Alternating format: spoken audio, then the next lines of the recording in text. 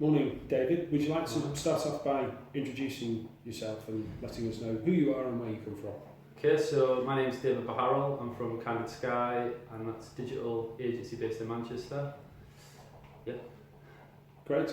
Just tell us a bit about what CandidSky do. We focus on the kind of customer acquisition side of supporting businesses, so through search in particular, and kind of website builds, e-commerce builds, and also we focus on customer web applications to help kind of the operations side of the business as well. Okay, lovely, thank you. And just give us an idea as to the size of the business.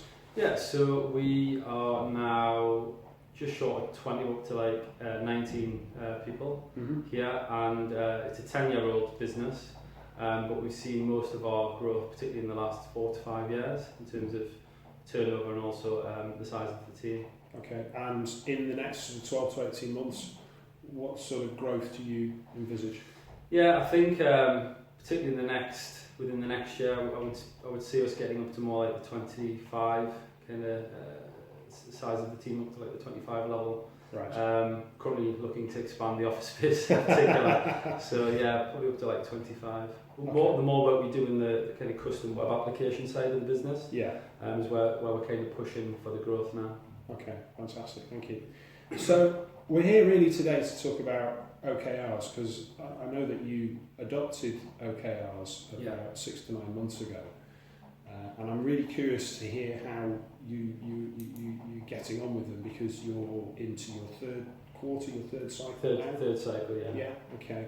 So what was it that made you decide to use OKRs and follow that particular path?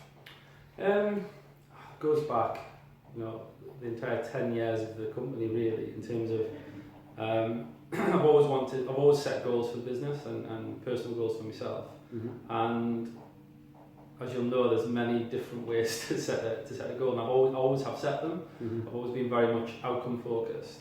Now, I've always been quite persistent in trying to find a method that's repeatable and scalable with the business, and in particular the finer details of the goal or an outcome that I'm trying to achieve, like how do you measure it, and how what does it look like.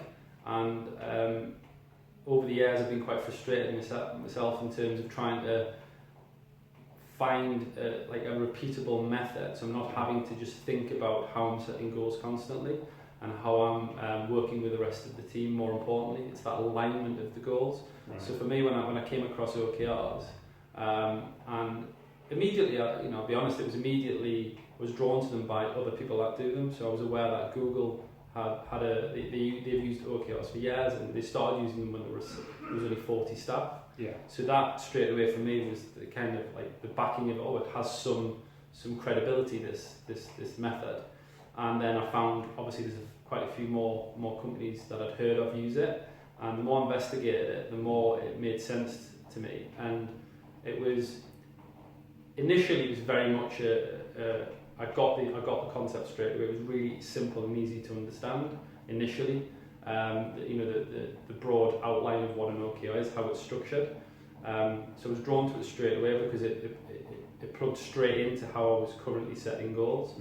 But then obviously I've had to learn a lot more about the wider implications of how it works within an organisation as well. Okay, so it sounds like you've always been kind of quite good at setting goals, but it was the execution of those goals, that plan, that was the bit that needed more work. Definitely. I mean, for me, my role as MD is to grow the company.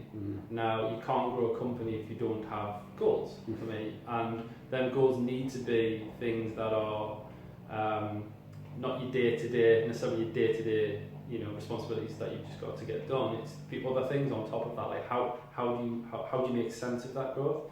And that's absolutely right.